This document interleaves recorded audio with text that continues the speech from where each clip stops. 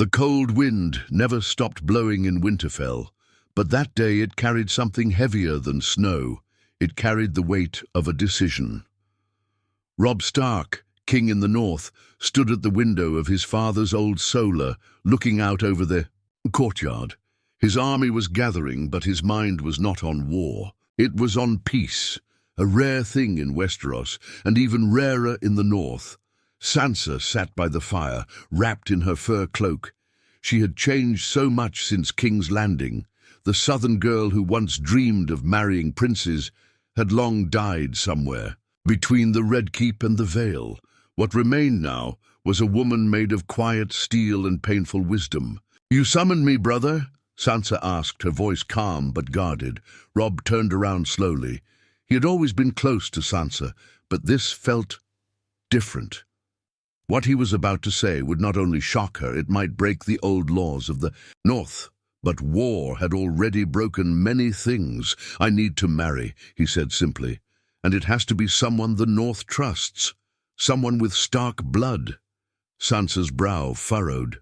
She wasn't slow to understand. Her eyes met his, and she whispered, "You mean me?" Robb nodded. "We are not true siblings, Sansa, you know that. You're my cousin. It's not unheard of among noble houses." Her hands tightened around her cloak. "And what would this solve?" "It would unite the North fully," he said. "Many still think of you as the Lady of Winterfell.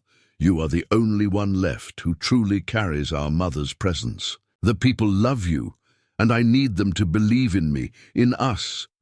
Sansa didn't answer for a long time.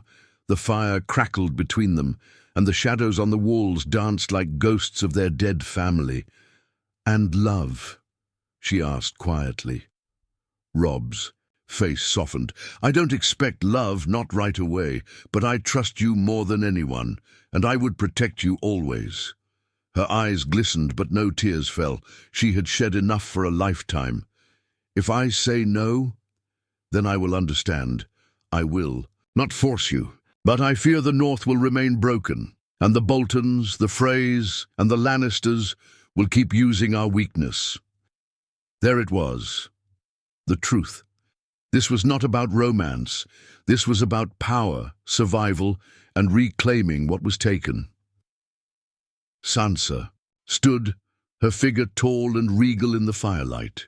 She looked so much like Catelyn then, proud, determined, and tired of war. "I'll do it," she said. "But not for you. For the North, for our family." Robb bowed his head. "That's enough." The wedding was held 3 days later in the Godswood, under the heart tree. Only the closest bannermen attended, and even among them, whispers filled the air. Some saw it as a desperate act, others as a clever move. But none could deny the message it sent. The Starks were united again. Arya didn't come. She was still lost to the world. Bran was beyond the wall, changed forever. Rickon was dead. Jon was sworn to the Night's Watch. That left only Robb. And Sansa, the last hope of the North. When Robb took her hand under the old gods, there was no joy in his eyes. But there was peace. A rare, quiet peace in the cold silence of Winterfell. It was not a love story, not yet, but it was the beginning of something greater than either of them. A kingdom reborn in ice and blood. The snow fell heavier the morning after their wedding. Winter had truly come, and with it came whispers.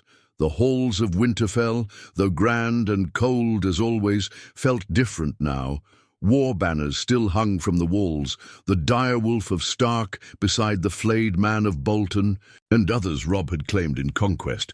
But even the loyal bannermen didn't speak too loudly. They weren't sure what to make of the new queen. Some called it strange, even wrong, that a Stark would wed a Stark. But most knew better than to say it out loud. In truth, it wasn't the bloodline that unsettled them. It was Sansa herself. She had returned from the south with eyes that saw too much. Polite, graceful, proper, but behind her smile there was always something distant. She never flinched when she heard of a man's throat being slit or when she passed the dungeons. She had seen worse in King's Landing, and worse still at The hands of Ramsay Bolton, Robb noticed. Every morning he tried to reach her, with words, with kindness, but she stayed guarded, like Winterfell itself. He didn't blame her. He knew what had been done to her. He'd heard rumors, and some nights he wished he hadn't. Still, they shared the same bed now, and that changed everything. They hadn't spoken much after the wedding. Not truly. There was always someone nearby. A council meeting. A soldier. Waiting for orders, a servant passing wine. But that night they were alone in their chambers, the fire burning low, and the silence hung thick between them.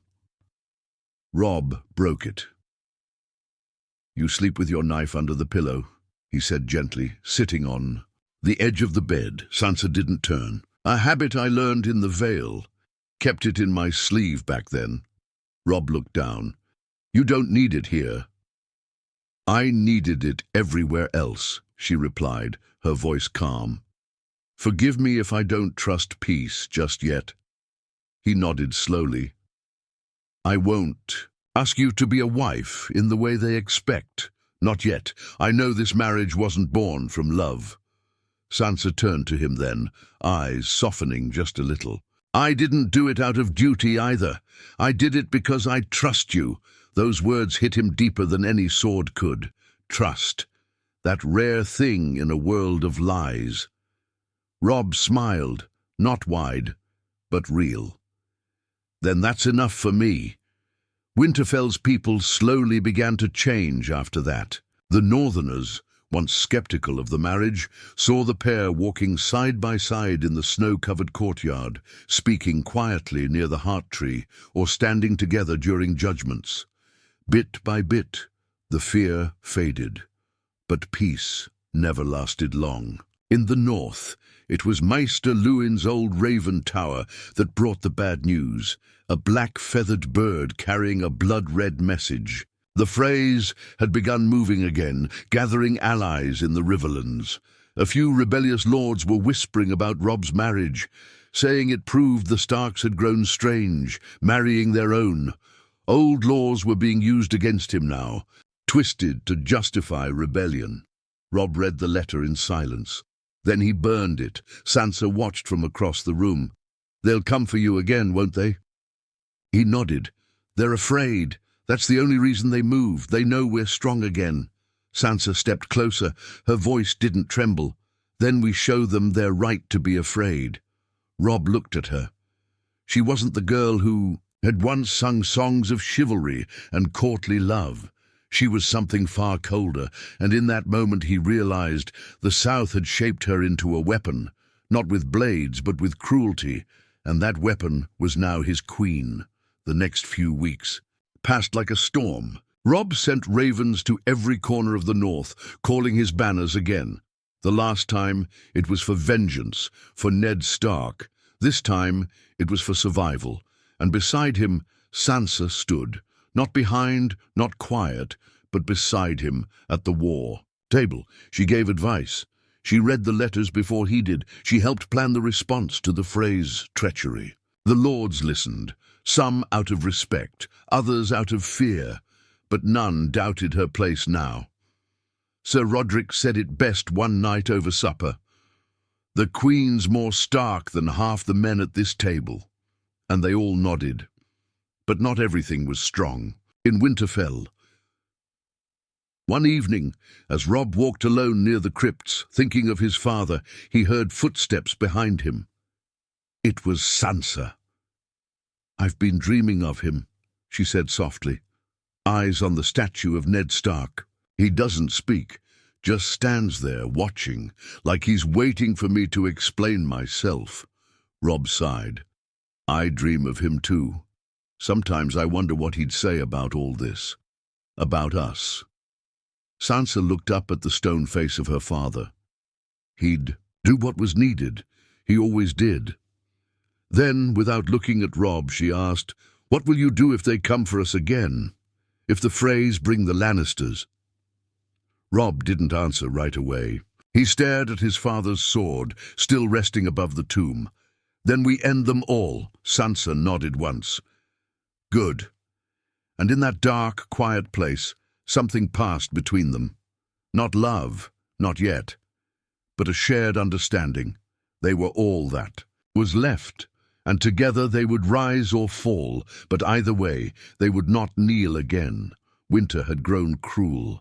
The walls of Winterfell moaned in the night as ice thickened over stone and wood alike. Fires burned longer, meat supplies ran lower, and still the snow kept falling, as if the gods themselves wanted the north buried in silence.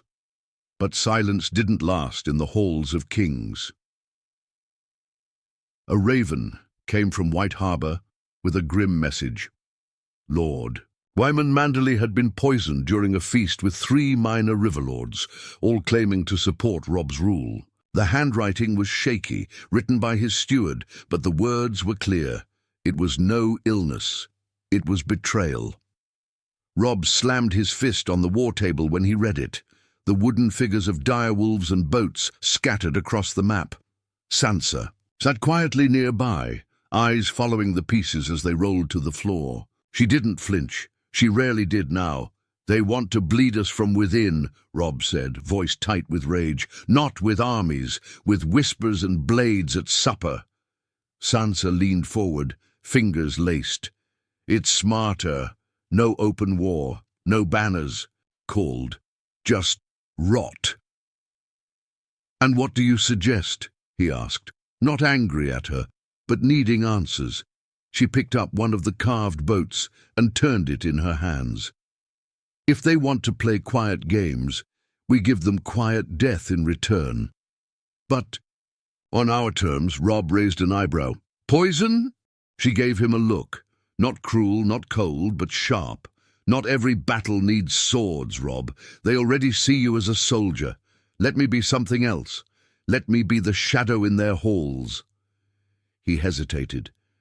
She wasn't asking for permission. She was offering a weapon, one with her own face. You were always the gentle one, Robb said, his voice almost a whisper. Sansa smiled bitterly. Gentle girls don't survive the Red Keep. They die, or worse, they marry monsters. Robb didn't speak. He didn't need to. He just nodded. That week, Sansa sent 3 letters south, sealed with the Stark sigil. No one saw the messages but her. Maester Vulcan had asked no questions.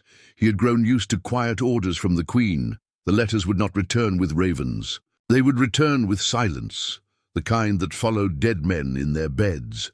Meanwhile, Robb turned his focus to the Frys. The Riverlands were stirring again, and he knew it wouldn't be long before the twins began rallying forces under some new puppet lord. The name Sir Stevron Frey kept appearing, an ambitious younger cousin with just enough blood and no shame at all. A week later, a scout returned with news. Stevron has gathered 300 men at Fairmarket. He's paying gold to any sellsword that comes, even talk of old Lannister coin in the mix. Lannisters again, Robb said, jaw tight. Like snakes in the snow. You kill 1, 3 more slither in. But Sansa looked thoughtful. If they're using gold, they're desperate. No bannerman would follow Freys willingly after the Red Wedding. They're buying loyalty now, not earning it. She was right, Robb knew it. But gold could still buy swords sharp enough to kill kings, so Robb made a choice. We'll strike first, he said to his council. We ride to Fairmarket in 2 weeks, quietly, before they think we're even aware. Lord Glover protested. In winter, we'll lose men just walking the passes. We'll lose more if we wait and let them come to us, Robb snapped back. We move, or we rot. Sansa didn't speak during the council. But that night, as Robb sat removing his armor, she entered their chambers in silence. You trust them? She asked softly. Not all, Robb admitted, but I trust the North enough to lead it, and I trust you. Sansa sat beside him, brushing the snow from his cloak.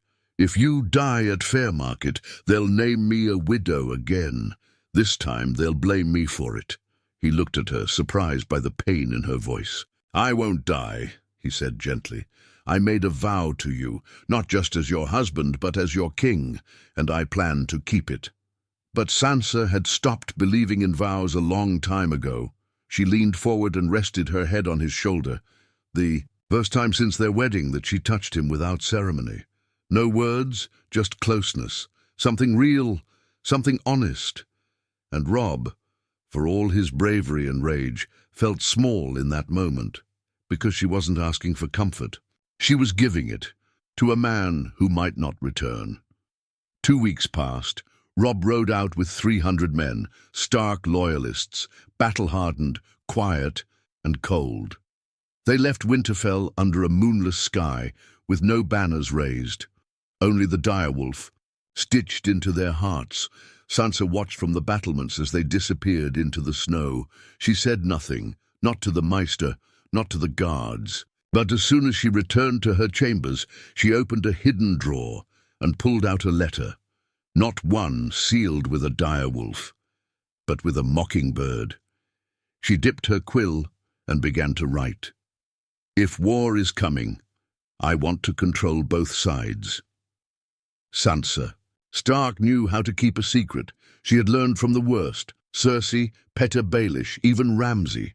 Each of them had taught her that words were daggers, and silence was a shield. And now, with Robb gone to Fairmarket, it was her time to wield both.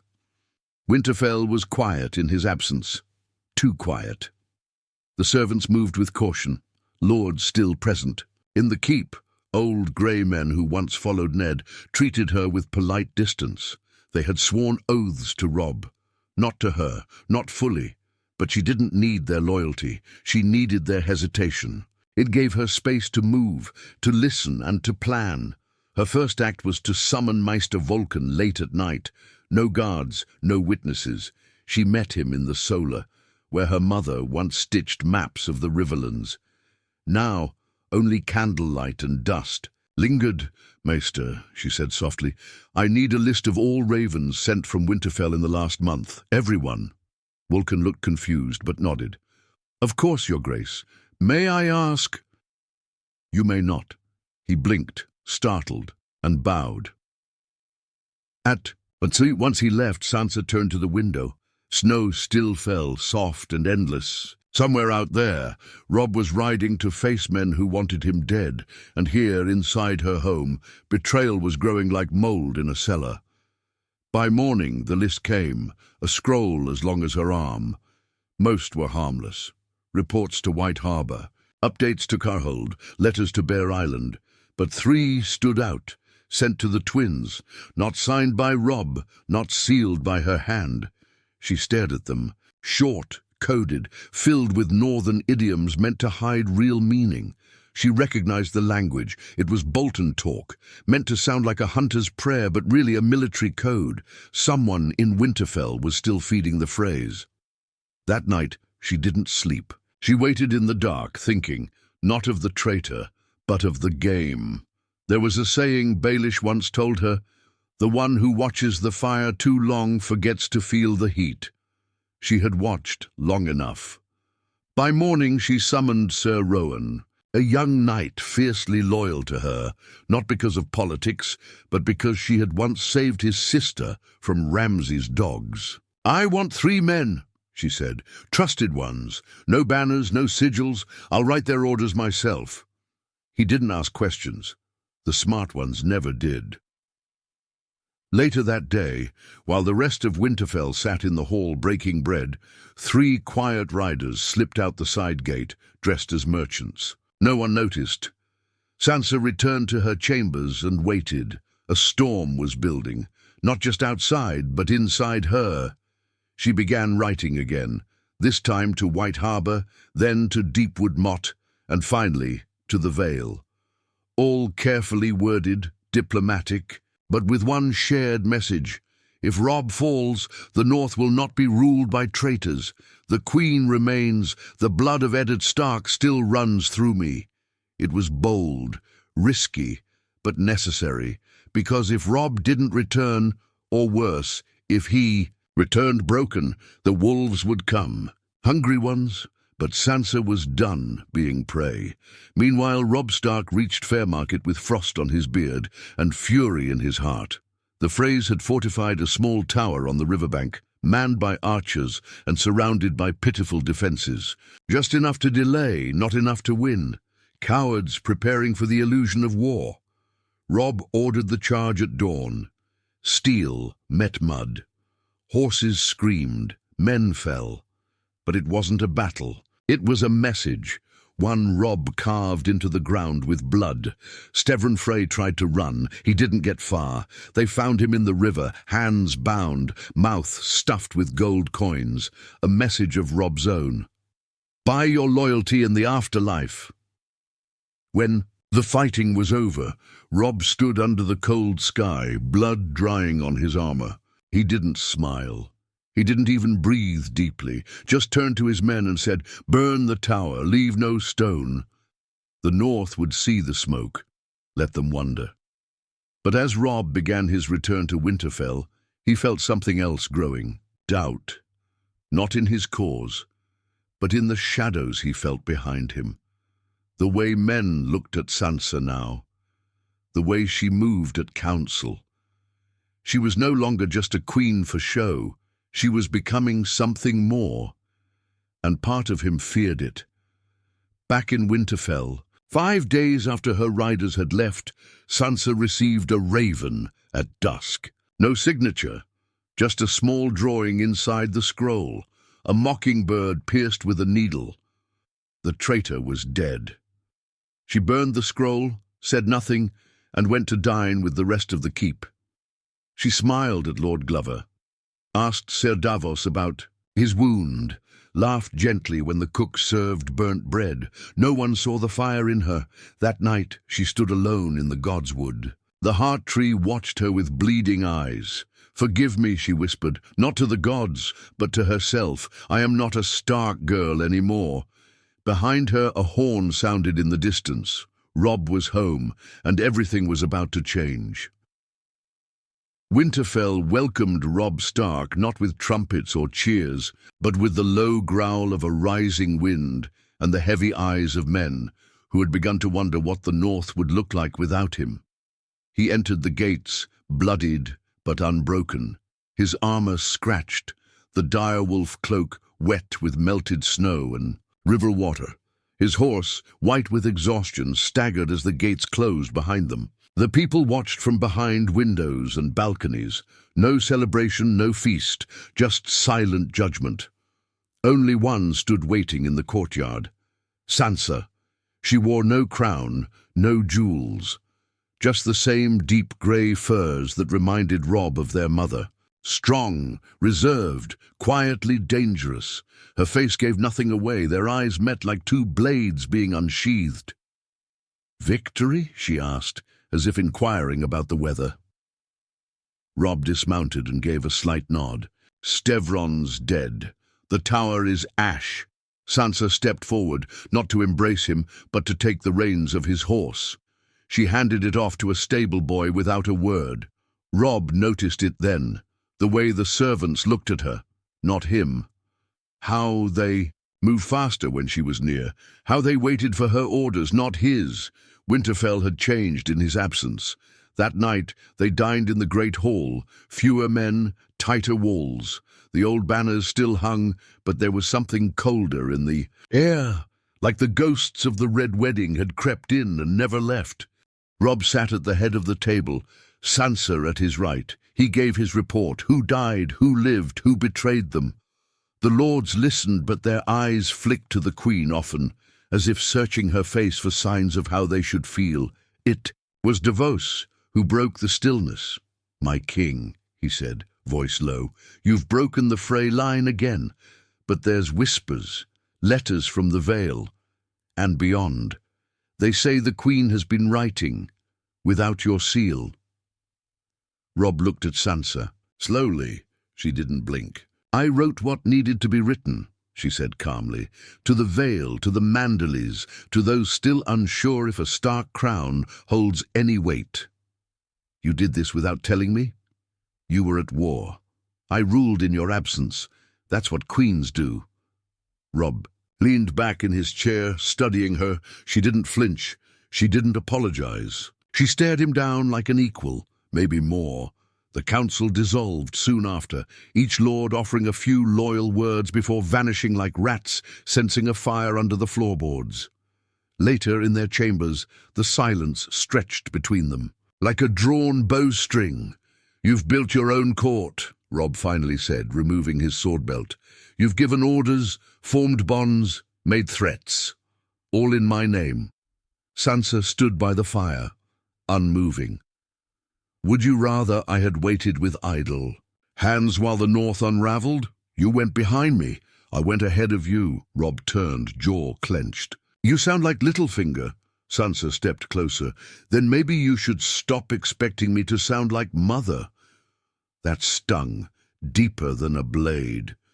He looked away. She didn't stop. "You left Winterfell thinking power only comes from battles and swords. But up here in this keep, power is whispers, loyalties, fear. I've kept this place together, not with a blade, but with silence and promises." Robb exhaled through his nose. He hated it, hated how much truth was in her words. "I trusted you," he said softly. "And I've done nothing but earn it," she replied, just as soft. "Ask me what I've done, and I'll tell you, but don't pretend you've ruled this kingdom alone." He turned back to face her, eyes burning. "Then tell me, what did you do?" "While I was gone?" Sansa didn't speak for a long time. The fire popped behind her. "I found the leak. Someone was sending letters to the twins, Bolton sympathizers hiding under old oaths. I sent men, quiet ones. The traitor's dead." Robb stared. "You ordered an execution?" "I protected the North, like you always asked me to." The room was heavy. With what wasn't being said, Robb stepped closer. "And what else, Sansa? Are there more letters I didn't see? More games being played under my roof?" Sansa tilted her head. "If there are, they're being played against me, not by me. And if you can't trust your queen, then maybe you shouldn't have made her one." Robb looked at her. Not like a king, not like a brother, not like a husband, but like a man realizing too late that he had given fire to someone who knew how to burn, and she was already burning. That night they didn't speak again. They lay side by side in silence, the wind howling outside. The fire burned low, and between them a gulf widened. In the dark, Robb whispered to the ceiling, "Father would have hated all this." Beside him, Sansa turned away. Father wouldn't have survived it. No reply came, because they both knew. Eddard Stark was dead, and his way of doing things had died with him. Now the North belonged to colder minds and warmer blood. The days grew shorter, and Winterfell sank deeper into snow. Outside, the wind screamed like a dying thing. Inside, the walls listened. Robb sat alone in the crypts, one hand resting on his father's stone knee. It had become a habit, visiting the dead. When the living became too loud, too proud, or too complicated, the dead stayed silent. They didn't argue, they didn't change. But Robb had changed. He couldn't tell if he was still the boy who rode south to war, fueled by vengeance and honor. That boy had been simple, clear. Now he was a king who had killed lords in secret, burned towers in the dark, and married a woman whose silence had more weight than most swords, and yet he loved her. That was the strange part. Not in the way songs were written. There was no poetry between them, no sweetness, but something deeper, like the loyalty between two wolves surrounded by fire. They didn't smile much, but they survived. He rose from the crypts, dusting snow off his cloak. As he stepped back into the hallways, a steward approached him, pale and wide-eyed. "My king, you're needed in the council room." "Now." Robb didn't ask. He ran.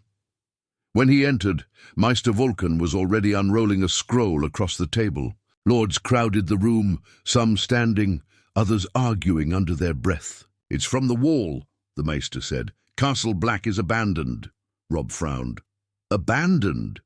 No fires, no men. Only one rider came to Eastwatch. Said the Black brothers were slaughtered in their sleep. Their bones burned, and... He hesitated. And "What?" Robb demanded. "The rider says he saw something in the woods beyond the wall, a shadow, tall as a tower, eyes like ice." The room fell quiet. No one laughed. Lord Serwyn crossed himself. "Witches' tales." Robb didn't move. His voice was low. "And what direction was the shadow headed?" The Maester swallowed. "South." A deep silence followed. Robb looked at the map on the table. Castle Black, then Winterfell. Only a sea of white. Between them now, he turned to Ser Davos. "Send ravens to every northern house. Prepare the defences. No one leaves Winterfell without my word." Then he paused. "And where is the queen?" No one answered. He found her in the godswood. Snow dusted her hair like frost on red leaves. She stood before the heart tree, not praying, just listening. Always. Listening, he didn't speak right away. He just stood beside her, the snow crunching beneath his boots. "They're coming," he said at last. She didn't flinch. "I know. You believe it? I've seen enough monsters to stop doubting them."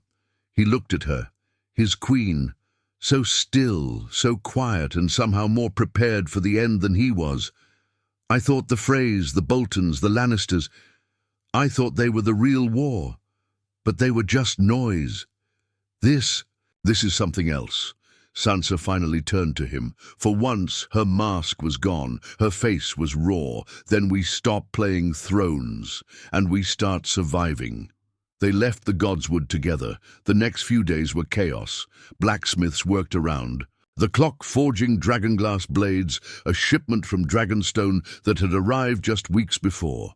Children were taught to hide, farmers brought into the walls, Maesters brewed wildfire despite its risk, and Sansa ruled like a queen carved from steel. She held council in the morning, inspected weapons at noon, walked the ramparts at dusk. The people followed her without question. Robb noticed it now more than ever. They didn't follow him. They respected him. But they trusted her, and that burned just a little. Late one night he approached her chambers, meaning only to speak.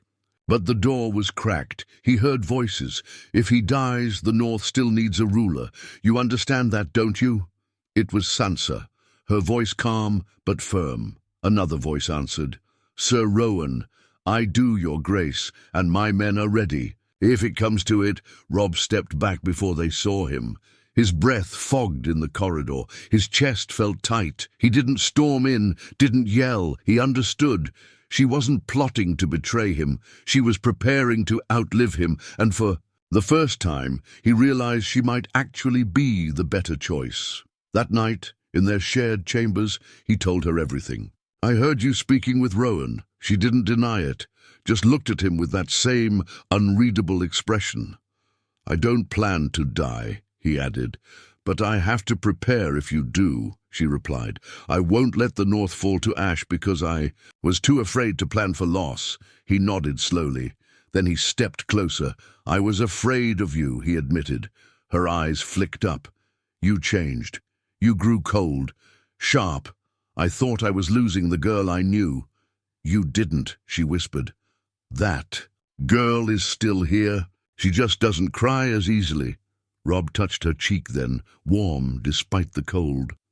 "We may not have started with love, but I think we built something even stronger." Sansa didn't pull away. "We built survival," she said.